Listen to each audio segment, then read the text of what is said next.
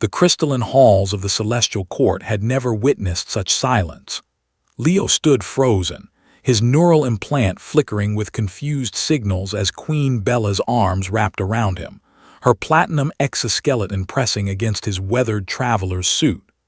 The assembled dignitaries, representatives from 47 star systems, collectively held their breath.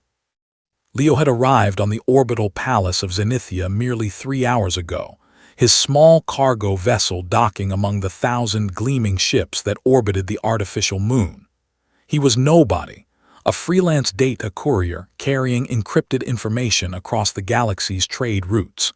His mission was simple: deliver a classified data crystal to the Queen's intelligence minister and leave. He had never expected to stand before Bella herself, much less experience this moment that would reshape the political landscape of known space. The Queen pulled back slightly, her violet eyes, enhanced with quantum processors that could calculate probabilities across infinite timelines, glistening with something the court had never seen before: tears. Real, biological tears from a monarch who had ruled for 3 centuries, whose body was more machine than flesh, whose heart was rumored to have been replaced by a fusion core decades ago. "Leo," she whispered, her voice amplified by the court's acoustic systems so that every soul in the vast chamber could hear. "You survived." The courier's mind raced. His neural implant accessed his memory banks, searching for any connection to the Queen. Nothing. He had been born on a mining colony in the outer reaches, raised by automated systems after his parents died in a methane extraction accident. He had no royal blood, no connections to the elite, no reason for the most powerful woman in the galaxy to know his name. "Your Majesty," Chancellor Cross interrupted, his synthetic vocal cords producing a sound of barely contained fury. "This man is a common courier. Surely there must be some mistake." Bella turned to face her court, still holding Leo's hand. Her exoskeleton shifted, reconfiguring into a more defensive posture. The gesture was subtle but unmistakable to those who understood the language of power. "No mistake, Chancellor," she said, her voice now carrying the weight of absolute authority. "This man, Leo Strand, is the reason our empire exists. He is the reason I exist." The court erupted in confusion. Holograms flickered as representatives transmitted urgent messages to their home worlds. Leo felt his neural implant overheating, struggling to process the biometric data flooding from the Queen's touch. That's when he saw it, a data stream, impossibly encrypted, flowing directly from her nervous system into his. Images flooded his consciousness. A laboratory, flames consuming research stations, a younger version of himself no more than 20 years old carrying a child through smoke-filled corridors. But these weren't his memories. They couldn't be. Leo was only 32. The events in these visions happened over a century ago.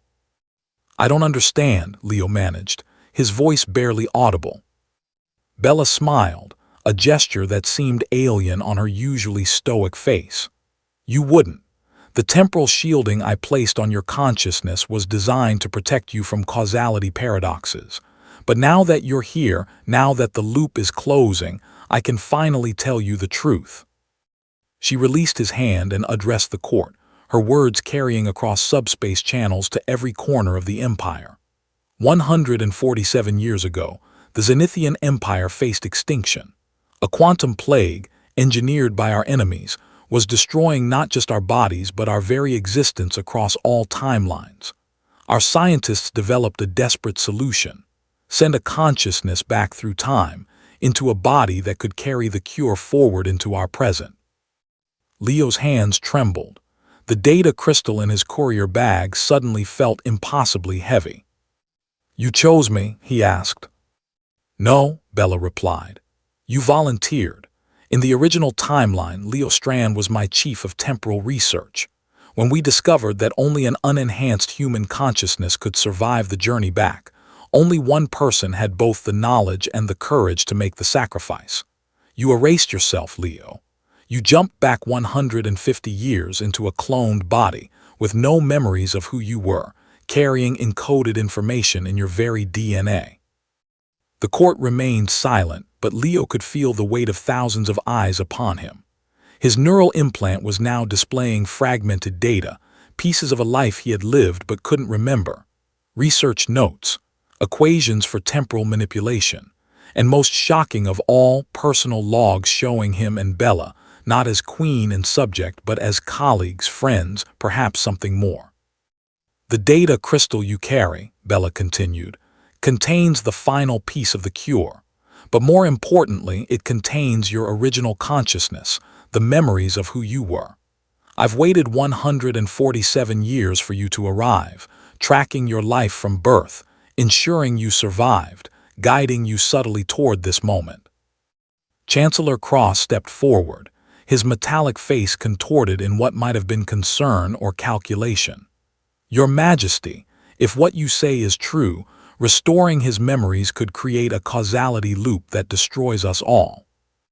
Or saves us all, Bella countered. The quantum plague is returning, Chancellor. Our scientists detected the first signs 3 months ago. The enemy that created it exists outside normal time. They're trying again, and this time, only Leo's complete knowledge can stop them. Leo reached into his courier bag with shaking hands. The data crystal pulsed with an inner light, responding to his biometric signature. For the first time in his life, he felt a sense of purpose beyond survival, beyond the next delivery job. If I do this, he said slowly, if I restore my memories, what happens to who I am now? The Leo who grew up in the mining colonies, who learned to pilot ships through asteroid fields, who built a life from nothing. Bella's expression softened. You don't disappear, you become whole. The man you are now is still you, just incomplete. Think of it as remembering a dream you'd forgotten. The Queen approached him again, this time not as a ruler but as someone who had carried a burden for over a century. I pulled you into that embrace because I've missed you, Leo. Every day for 147 years. I've ruled an empire, made decisions that affected trillions of lives, but I've never stopped waiting for the day you'd walk through those doors. Leo looked at the data crystal, then at Bella, then at the assembled court. His life had been simple before this moment. Hard, certainly, lonely often, but his own. Now he was being asked to become someone he couldn't remember, to accept responsibility for an entire empire's survival. But as he looked into Bella's eyes, he saw something that transcended politics and temporal mechanics. He saw recognition, hope, and a loneliness that mirrored his own. How do I do this? He asked. Bella gestured and a medical team appeared, wheeling in a neural integration chamber. It will take approximately 6 hours. The memories will integrate gradually. You'll experience both lives simultaneously at first, then they'll merge. As they prepared the chamber, Leo turned to face the court one final time. I don't know if I'm the hero you're expecting, but if there's even a chance I can help, I have to try. The Queen took his hand once more, squeezing gently. You already are a hero, Leo. You just don't remember it yet. As the integration chamber closed around him and the neural connections began linking the data crystal to his consciousness, Leo's last thought before the memories flooded in was simple. Perhaps some embraces were worth waiting a century and a half to receive. The court watched in silence as the man who had saved them once prepared to do so again, and Queen Bella stood vigil, her quantum-enhanced eyes tracking every heartbeat, every neural spike, waiting for the moment when the man she had known and the man he had become would finally be one. The galaxy held its breath, and in the crystalline halls of the celestial court, history prepared to repeat itself, or perhaps, for the very first time, to finally move forward.